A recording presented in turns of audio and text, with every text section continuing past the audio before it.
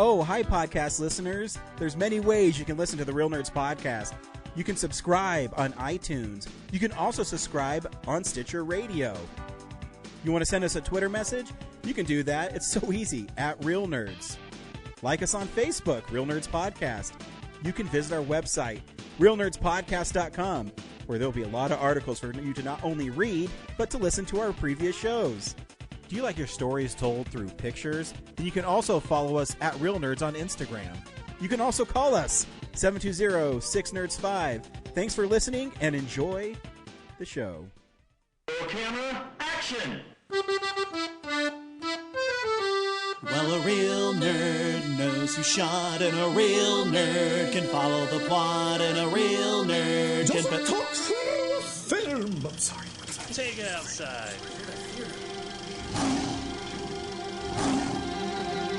Well, a real nerd knows who shot, and a real nerd can follow the plot, and a real nerd will give it all they got.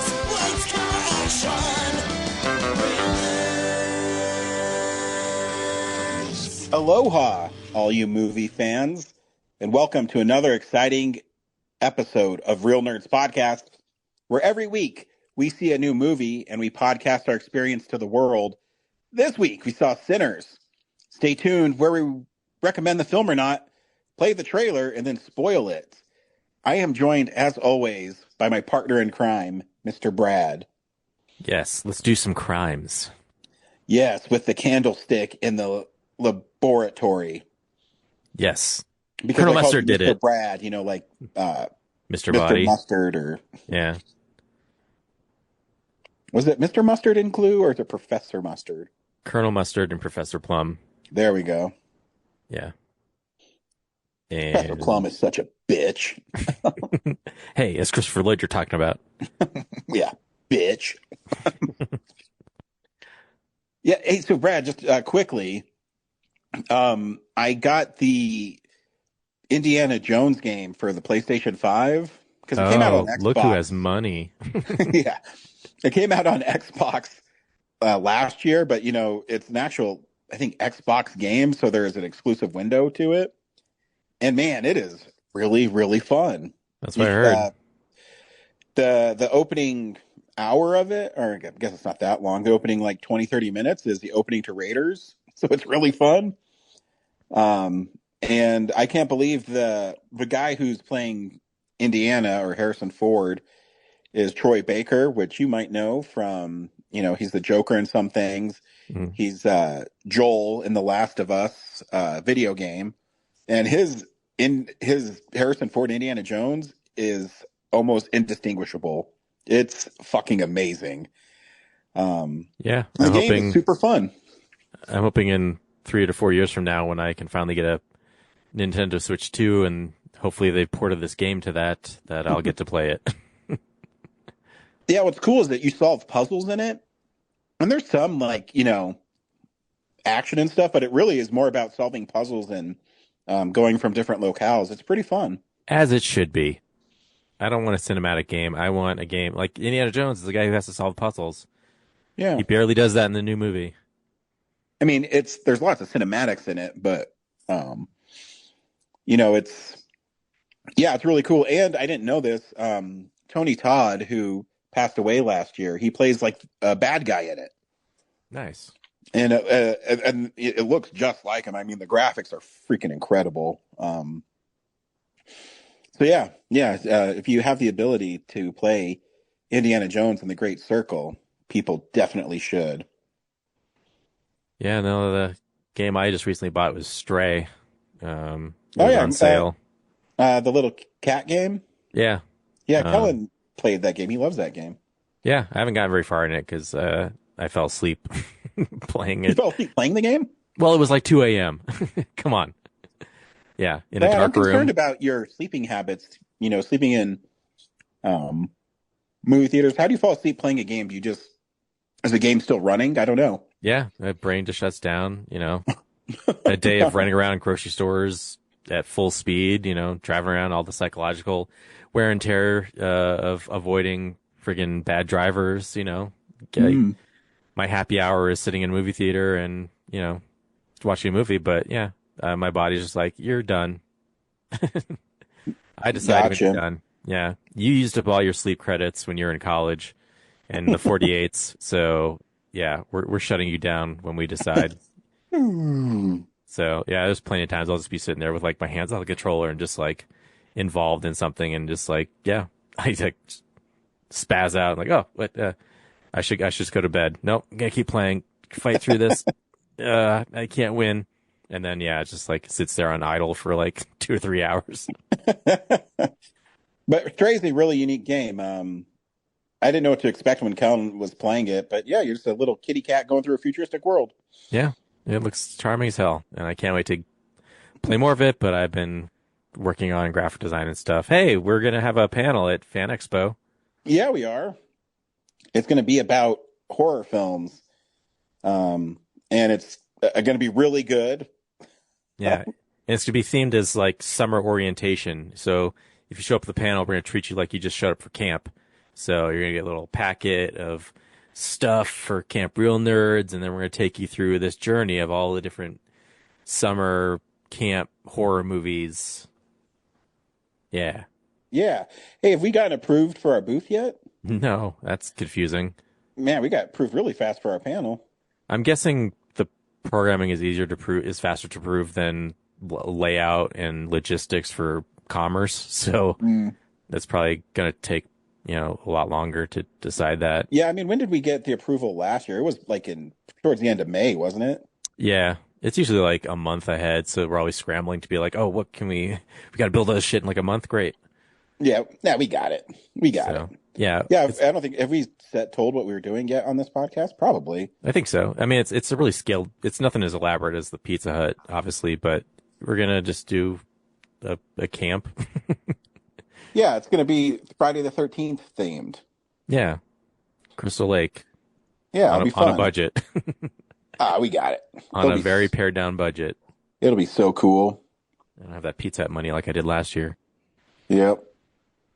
But So, we'll figure it out. It'll be cool. yeah. A lot of free stuff incorporated, but I'm super excited about the stickers I designed. Yeah, your stickers are awesome. Yeah, we're gonna have 2 kinds this year. It's gonna be great. I know. I need to make a Camp Real Nerds t-shirt too. Yeah, I'm trying to figure that out because, like, obviously, to be faithful to the franchise, they have to be yellow. But when we did the Star Wars ones, those yellow shirts were so thin and see-throughy that I was like, I don't want to do that Yeah. again. And we could try the yellow in like a beefy tee, but like I hate the texture of wearing those. Me too. Why don't we just reverse them? Why don't we make them red with yellow writing? Yeah, I guess. Oh. Or It looks a little like McDonald's. oh, okay. Someone who bought our Evil Dead shirt years ago, it got destroyed, so they want a new one. But they had a special size that we don't have, so I was like, well, I might be worth reprinting that one. I have an idea for like an improved design on that one. So maybe it's just like not so much Friday the 13th, but like just horror themed in general. Okay. So we'll see. Figure it out some more. Yep. Whatever you want to do. Yeah. Hey, Brad, I'm going to totally change it up too. Oh no. Yeah, I'm going to play Corinne's Showtime now. Hey nerds, Corinne here for another installment of Showtime where I tell you all about something cool I've been watching lately. This week, I guess it's not really cool so much as it is really, really weird. But hopefully in a fun way. And that is both the stage musical and the film musical, The Pajama Game. So I'm going to give you a quick synopsis of the story first. Then I will talk about my history with this musical, again, both the stage and the film version.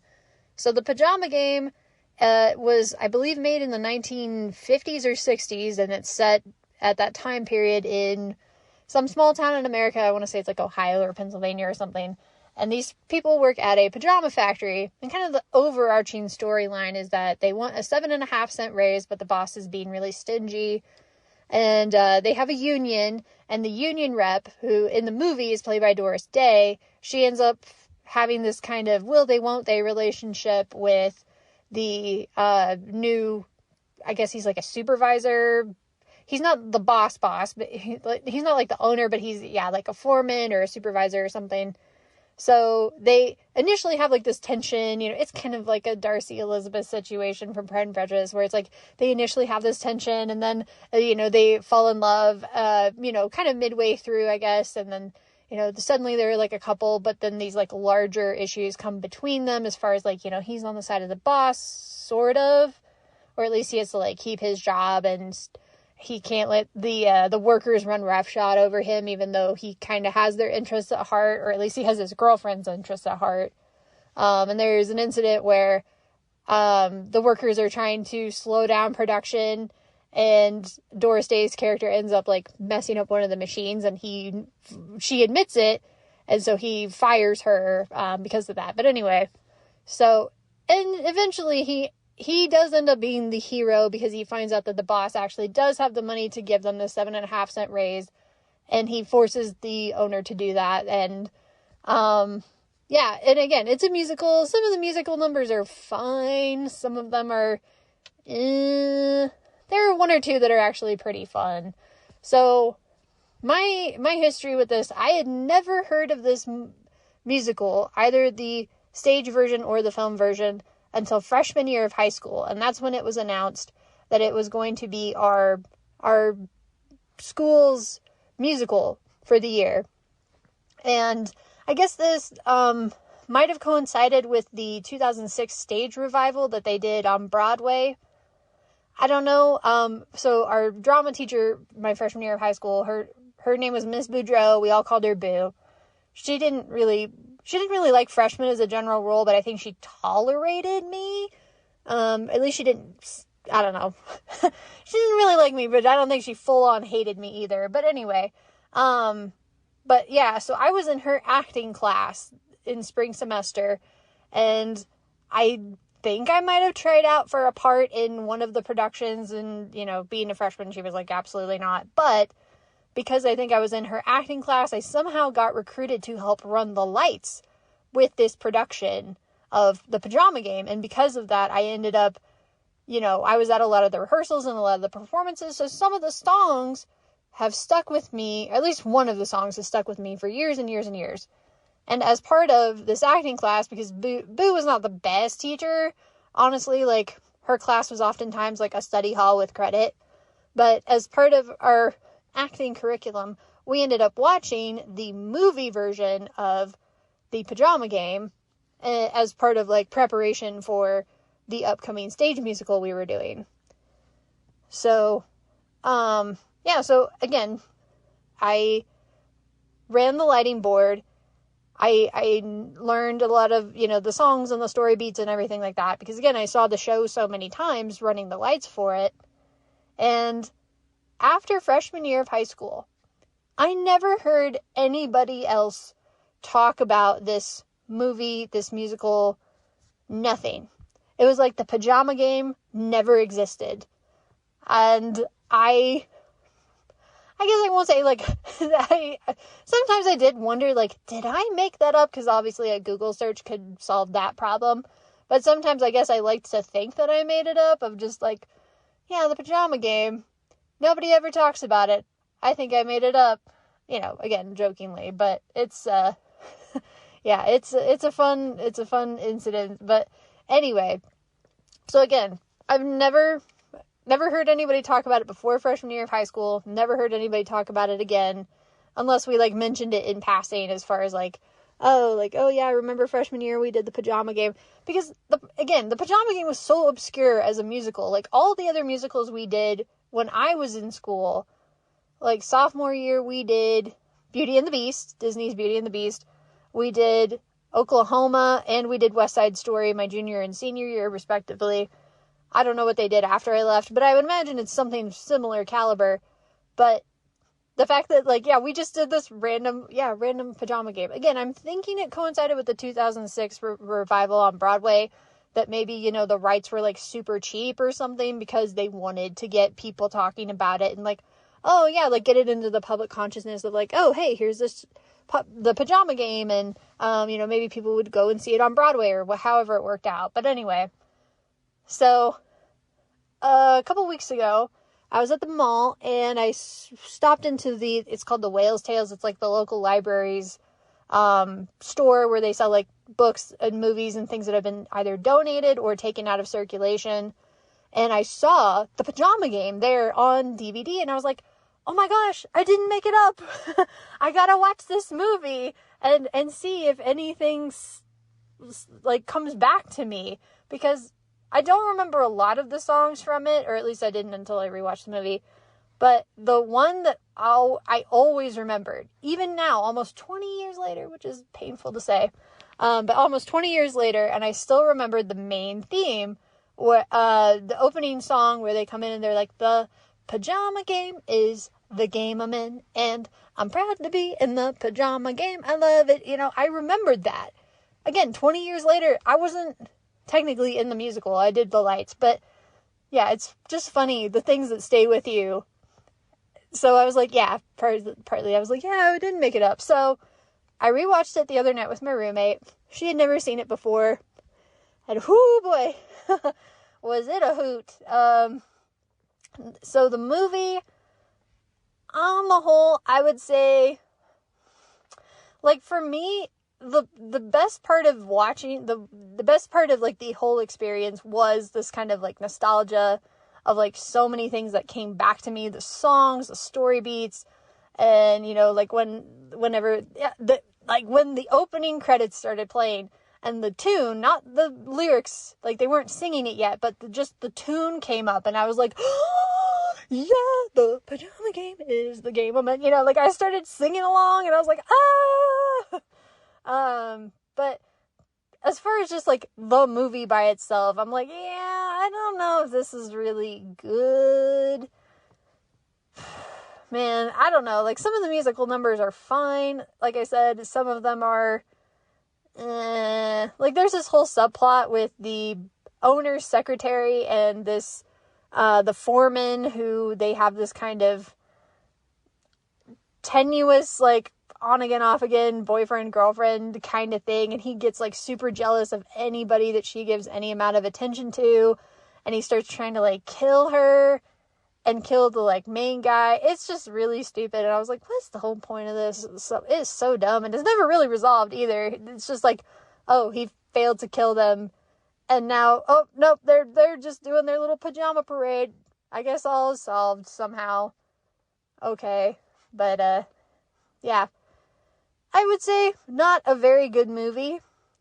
I think a staged musical would probably be more fun. Just, you know, I mean, obviously it depends on, you know, who's doing it and how it's done, but I think I would rather watch the stage version of this than the movie, because, like, the movie wasn't terrible, but man, it was just, like, there were parts of it that just drug on, and it just, it's like, I didn't really feel invested in the love story, because maybe back in the day it was fine, but I'm like, this is between a supervisor and basically their HR rep, you know, Doris Day's character, and it just felt, it was really icky, and they just immediately, like, they're in love, like, there's not, I mean, they have, like, 3 conversations, and it's like, oh no, I'm, like, head over heels in love with them, and I know that that's, like, more typical in a musical, but the squick factor doesn't help either, so I wasn't really rooting for their romance. I was rooting for the workers, at least, because I was like, yeah, they deserve their 7.5-cent raise,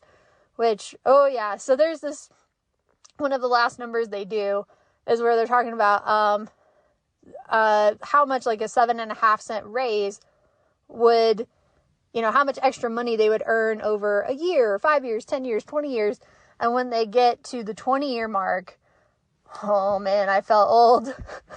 Just thinking, like, oh man, like, it was almost 20 years ago when I first saw this movie, and if I had had 7.5 cents, you know, if I had 7.5 extra cents every day for, you know, and it was like almost $3,000, I'm like, I wouldn't mind having an extra $3,000 right now. Shit. But yeah, no, The Pajama Game, I guess I can't really recommend it. There are some musical numbers that are fine. I think the most famous one is, it's called Hernando's Hideaway. It's in the second act, and it's like they're going to this speakeasy because they gotta, like, they're going behind the boss's back, and they gotta, like, conspire and stuff. And some of the visuals in the movie version are pretty cool, where it's like the lights go out and all you see is like people striking a match and holding it up to their face, and then everybody's like singing together, and it looks really cool. But and it kind of has this like tango vibe to it, where it's like do do do do do do do, you know. Yeah, it's probably one of the better and more, like, both visually and musically, one of the better numbers in the whole show. But yeah, I think there was one musical number that was like at some union party where they're just like, they come out and they just start tap dancing for 5 minutes, and my roommate and I both looked at each other, we're like, yeah, well, we're just gonna skip this one. So yeah, it was fine. Again, the best part for me was just the nostalgia of, you know, everything coming back to me, and just like, but also at the same time, just like, oh, it's been 20 years, I can't believe it. So, just feeling old. I'm an old fart for sure. So, alright, I will talk to you guys next time about something. I still have to watch The Eagle and the Hawk that Ryan lent to me. So maybe I'll talk about that next time, or maybe I'll talk about something else. I don't know. But until then, keep it real, nerds. Bye. The Pajama Game. You know, I had no idea this was a movie. I know it was a play. I have never seen the film. Have you? I missed the play when we did it at our school, and I've never seen the film. But I am proud that Corinne is supporting Jefferson County Public Library by buying their used stuff at A Whale's Tale, which is in the Mills. Which, if you haven't been there, it's a really cool store. I get books there all the time. Yeah, I got the Blade Runner soundtrack there because they have CDs too. Yeah, they do. And I got a DVD old collection there for like $4. Can't remember which one. I think it's Katharine Hepburn and Spencer Tracy, I think is the one I got. But anyways, should support them because they take that money and it goes back to making sure they get new books and stuff for children. And a library is also a place where you can get internet and magazines and movies. They're very vital for communities. So yeah, and if you want to rent movies, Hoopla and Canopy are tied to libraries, and you can just watch pretty recent mainstream stuff from them too. So yep. So just make sure you take advantage of it and support them when they need it. This week on Real Nerds, Brad, we saw Sinners. Do you recommend Sinners? Yeah, I didn't love it, but it is well made. So yeah, like the acting's great, but and the effects and the cinematography is incredible. But yeah, like a lot of the time I was just like, where's this going? And like, what are we doing? And this is what that was. Okay, great. Yeah, it was all right. Yeah, I really liked this movie. I thought it was really well made, well acted, and yeah, the cinematography is incredible. I thought the way they incorporated music to the film worked so well. And the reveal of the title of what The Sinners means, I thought was very unique. Yeah, I really, really liked this movie. It's also, I haven't seen From Dusk Till Dawn, but I feel like this is similar to that from what I have seen of it. Nope. No? Okay. No. I mean, we'll play the trailer, then we'll talk about it. We've been gone a long time. We back now. You twins? Nah, we cousins. There are legends of people with the gift of making music so true. It can conjure spirits from the past and the future. This gift can bring fame and fortune. Will somebody take me in your eyes? But it also can pierce the veil between life and death. Listen here, this ain't no house party. Shit. Y'all ready to drink? Y'all ready to sweat till y'all stink? You want some? You keep dancing with the devil. Careful, boy. You gonna bite off more than you can chew. One day he's gonna follow you home. We got us a problem, y'all. What the hell going on? Oh, we heard tale of a party. This world already left you for dead. I can save you from your fate. You don't need no saving. Yes, you do. And you are? I am. Your way out. Don't cry. It's all better now. Yes, I lied to you. I don't believe in magic. Ghosts, demons. Just power. Somebody please take me.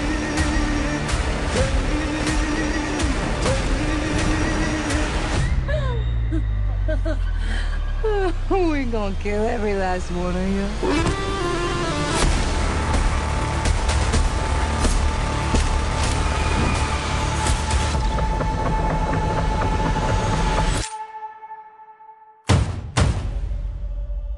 Hey, I ain't mean to scare you. Thought y'all done forgot about me in here. Come on, open the door, let me on out of here. Stay. It's you? Of course it's me. Open the door. That ain't your brother.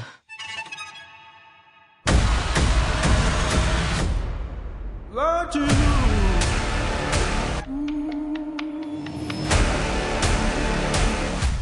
Yo, smell anything? I think I shot myself.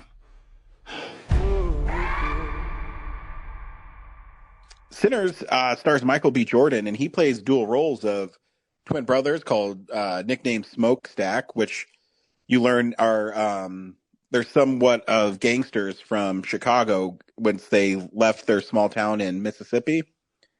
They come back and they buy a is it a distillery, Brad, or is it just a barn? It's just a barn.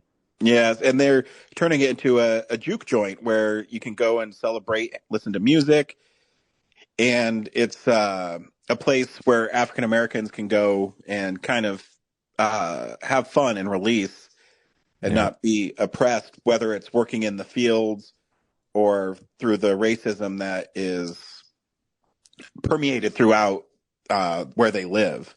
And somewhere along the way, they picked up a bunch of like very exotic liquor, I guess. Yeah, they brought it down from Chicago, so they're kind of bootleggers. Yeah, it's like, so that's like their thing of like, oh, this is what's going to draw people beyond the music. Like, this is what's going to sell people on this place is this liquor that we got. Yeah. And yeah, because that's a big thing, because they get their old friend, his name is Slim, and he is a really great blues harmonica player. And he doesn't want to leave his gig that is steady no matter the money, but when they offer him alcohol, he, goes right for it. Doesn't Michael B. Jordan, isn't like the third guy also their brother? No, he's their cousin. His name's Sammy. Okay, yeah, Sammy. And the movie starts with Sammy returning to his father's church with his guitar all busted up and he has blood all over him. And you kind of see throughout the day how it gets there. And, he's picked up by Smoke and Stack, and, they go into town and they get help from the locals to, paint a sign. You also see what kind of person Stack is. I think I got that right. He literally shoots two people in the middle of the street because he thinks they're stealing from him. Yeah. And, they say, hey, you caught us. And he says, well, I can't let people know that I let you go. And, they're kind of exerting their dominance and their way over these people. Yeah, and they got tough in Chicago is basically that backstory. Yeah. And they're not good dudes. And Michael B. Jordan is great because he plays the two characters so differently. Where Stack is kind of has this lost love, and he lost a child, and he has kind of this tenderness to him that Smoke doesn't have. And He's you definitely get like this, business-minded guy. yeah, and you get this feeling that he wants to be better, but he also doesn't. And I teased it at the beginning. The Sinners is actually not the vampires in this. It's all the people that go to their juke joint. They all have some sort of past Vice. where they, Yeah. where they committed. Where it's Haley Steinfeld, cheats on her husband. And there's all these little things that everybody does that they're warned about. Sammy's dad says, the devil's coming, and it's never fully explained why the vampires are there. Yeah. He literally just shows up at one point. Well, like an hour and a half into the movie, so like there's so much setup, which I applaud them for trying to make you care about the characters.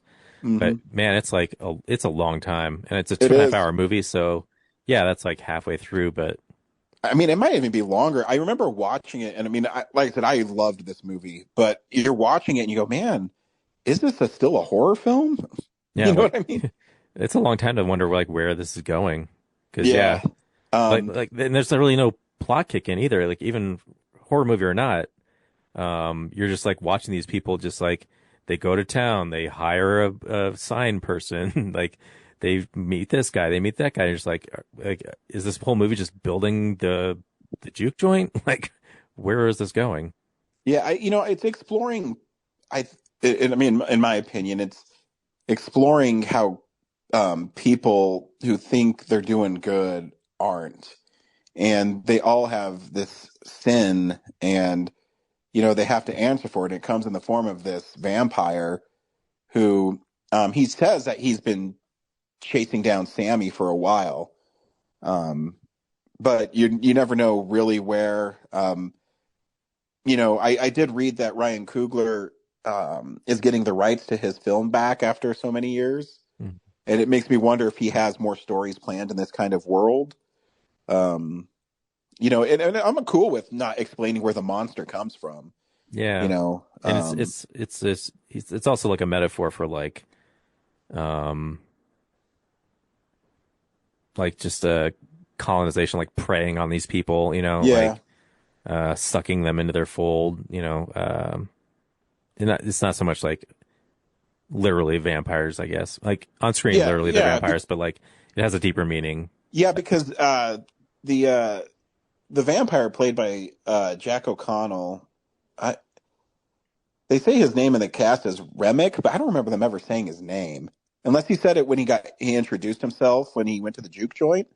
Maybe, I missed it, but that's right. But I might have missed it. But he's literally telling them that he's going to steal their music. Yeah. And when he's, about to kill Sammy, that he says, "I'm going to steal your music and I'm going to say it's mine." And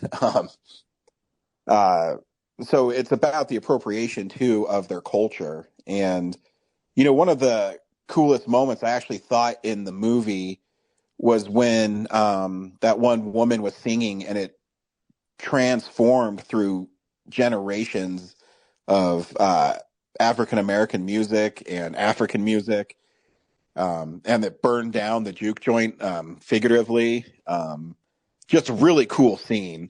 And Ryan Coogler is a really, really cool director. And he just proved again that he can make films really well. But yeah, I mean, you're right. Eventually it goes to like straight out horror, and the vampire shows up and he sings a really catchy song. And then when Haley Steinfeld's character goes out, they sing Wild Mountain Time. And then the assault is on. And yeah, it picks up a lot. Yeah. In the second half. Yeah. It does. It doesn't feel like an hour and a half at that point. Yeah. But yeah, so, if I had one small complaint about this movie, and it's really small, is I think the carnage that's unleashed at the end is sometimes hard to follow. Because there's so much like vampires going on. And I didn't understand how some of the vampires weren't getting some of the other people. Yeah. But that's just a minor quibble. I think the editing there maybe it's because I was sitting in the third row at the big show is why. But yeah, I love this movie. And to answer your question from 20 minutes ago about From Dusk Till Dawn, I mean, I guess in a way, yeah, because Dusk Till Dawn starts as like a what would you call it? Like a heist movie with thieves. Yeah. And then aren't the Clooney and Tarantino, like, they're not obviously not twins, but they're brothers too, right? Yeah, they're the Gecko brothers, if I'm remembering right. Yeah, it is played more for laughs. And then they go to a bar. Yeah. And then the bar is actually vampires. So, yeah, I guess in a way. Yeah, I knew it was campy. Yeah, you should see From Dusk Till Dawn. From Dusk Till Dawn's awesome. Yeah, where's that 4K? No shit. I haven't seen a re-release of that since the 90s. The Blu-ray I have has like the other two Dusk Till Dawns on it, so it's even more compressed on my Blu-ray. You'd think that'd like be right up Arrow's alley or something. I know. Doing that one. Yeah. Yeah, the other thing too is like it was also frustrating that one woman invited them in. Like, yeah, it's like such an easy way to like, I don't know, move the story along. Like, yeah, that's like some of those dumb things. Horror movies, yeah, where they just do stupid decisions. Yeah. So I know she was stressed out, but still, it just felt dumb. Like it felt like the character was smarter than that. I mean, I guess the only thing I can give them a leeway is she didn't want her daughter to be attacked by him, so she thought if they all came after him, but then they would all become vampires and they'd probably still go after the town. So yeah. I don't know if she thought that out very well. Also, too, it's like no one's really dying; they're just becoming the vampires. So I'm like, almost like, yeah, why wouldn't they want to become vampires? Like, they could slaughter like all these like white supremacists like way easier as vampires. Yeah, I will say too, the vampire makeup effects were awesome. Yeah, when their eyes go red and everything. Yeah, or when he was in the pond and his claws got really big and he got shot and his mouth was kind of hanging down. Yeah, that was pretty awesome. Yeah, speaking of Tarantino, I totally forgot about the ending. Like the movie's basically over, and then they just kind of come back to the barn with Michael B. Jordan. And they do like it totally felt like a Inglourious Bastards like cutscene, like added to this movie.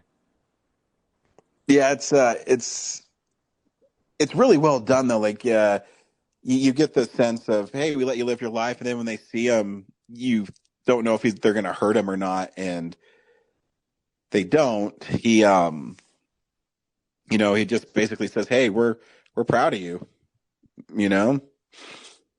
It's I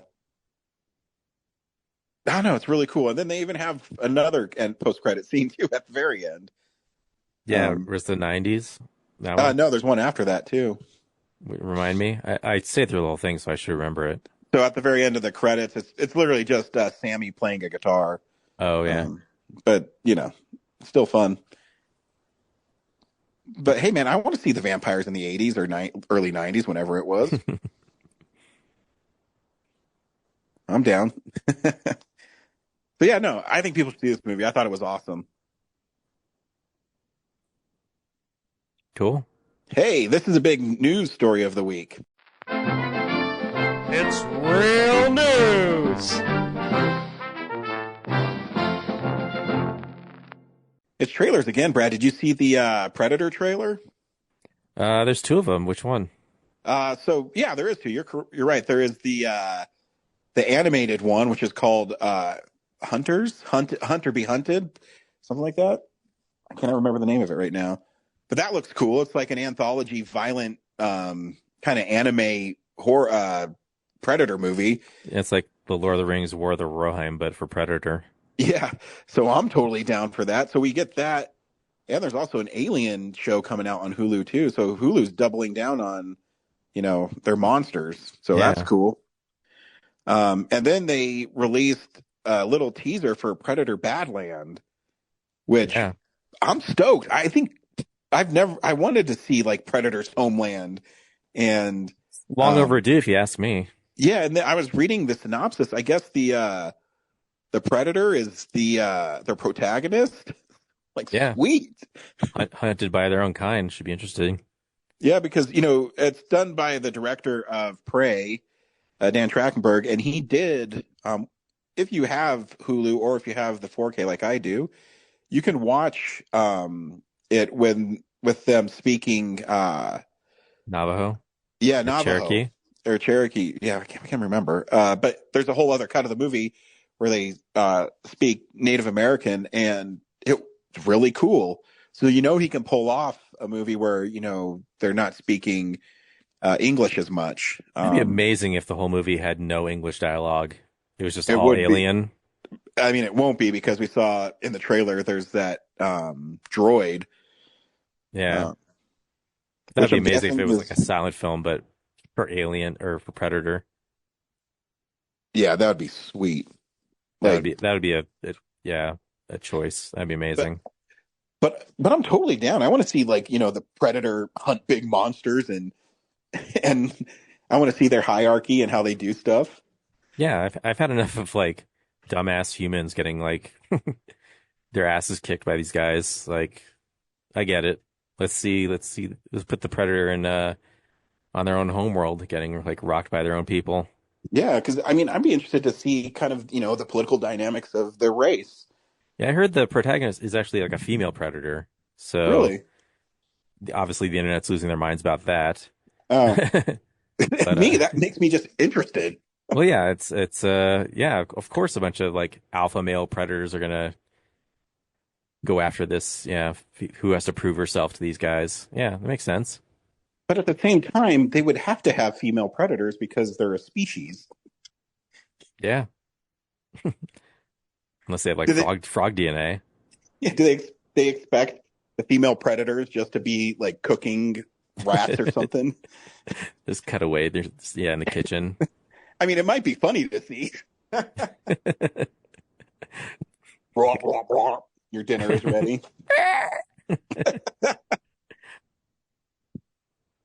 Predators in Love has been brought to you by. Just a sitcom with predators in it. I feel like Family Guy did that already. They might have. I don't know. I feel like I've seen it.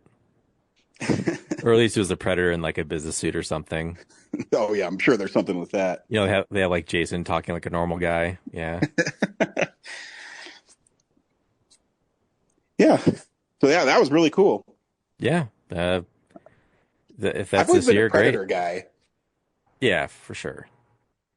Alien's cool, but like a lot less personality. Yeah, I agree. And I mean, I think Predator is one of the coolest movies ever. So Yeah.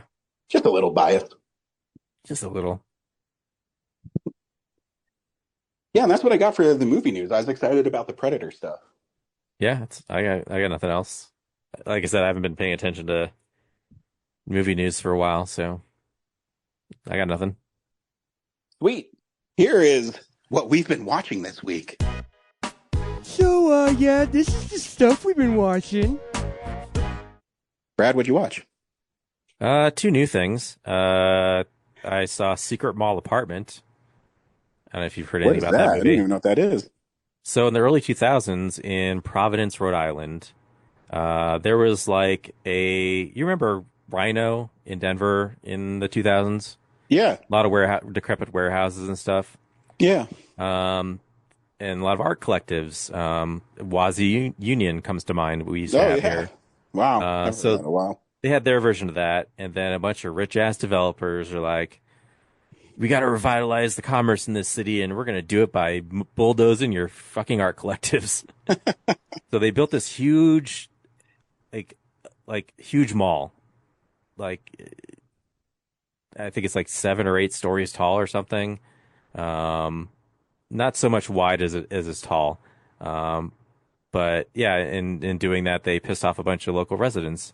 And the mall was like really upscale, so like the people in the community couldn't really afford to shop there even.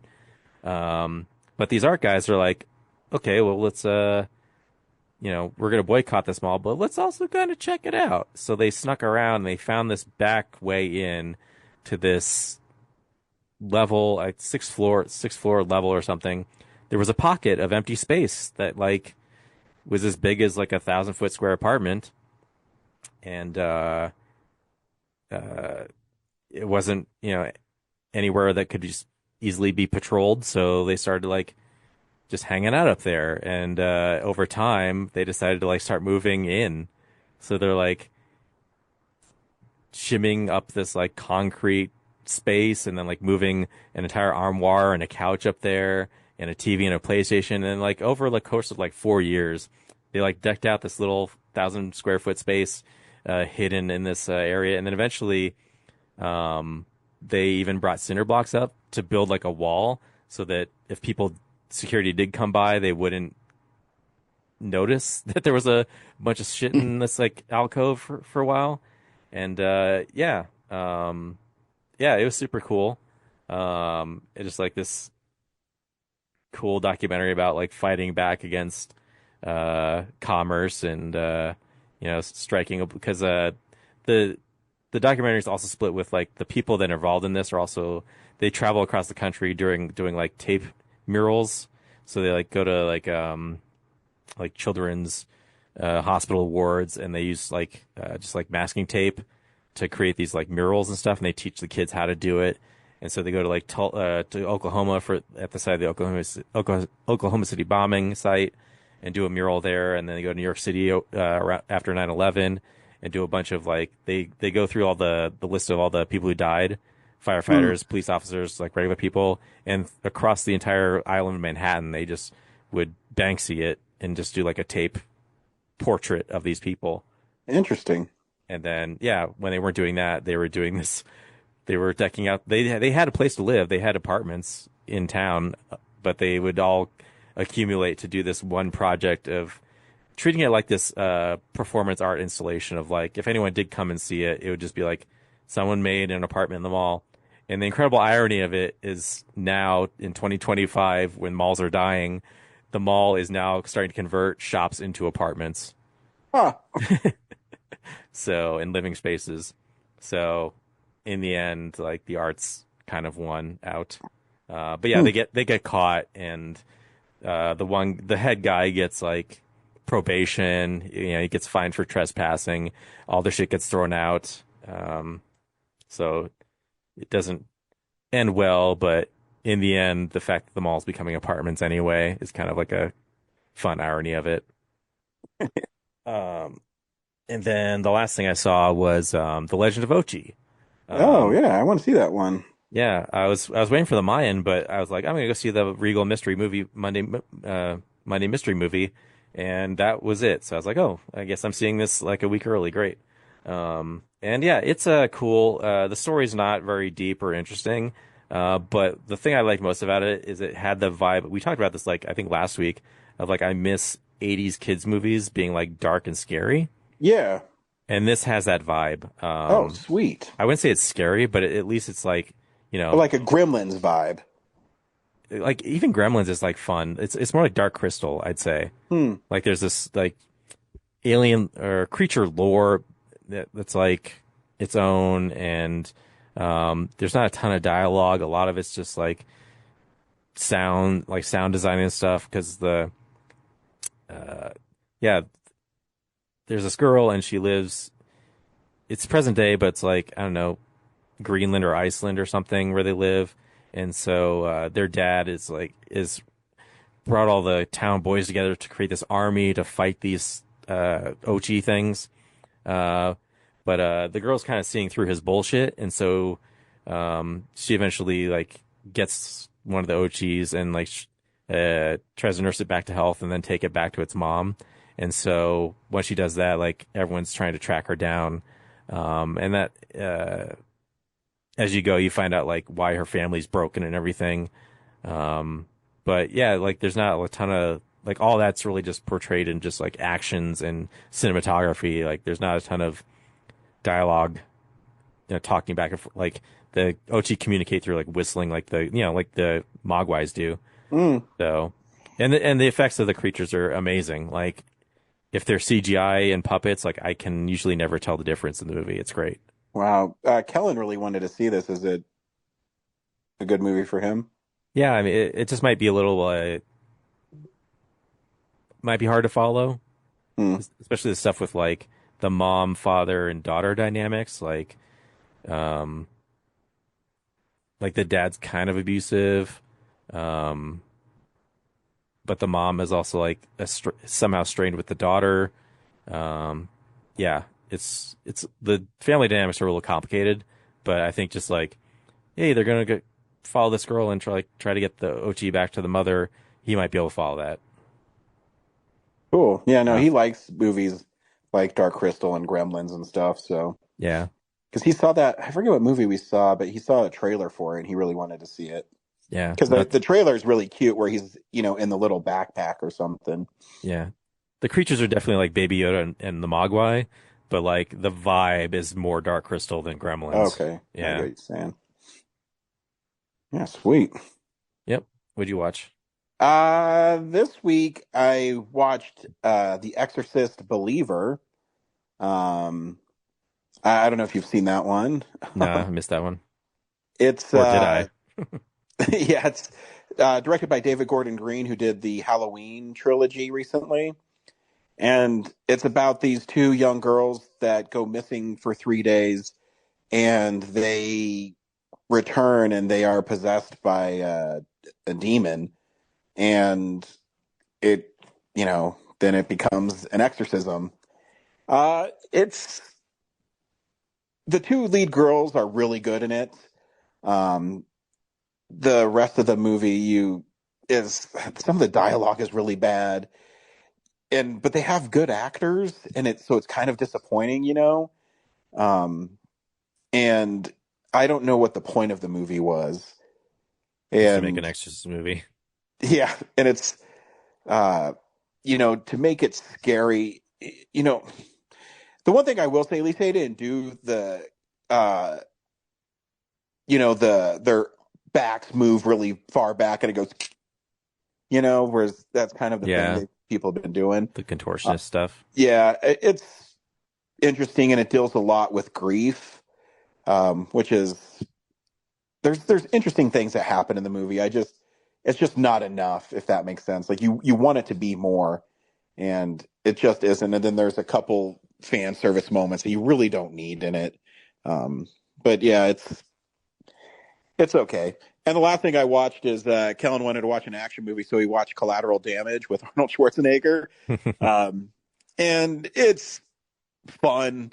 There's some silly parts in it, but I had a lot of fun watching it.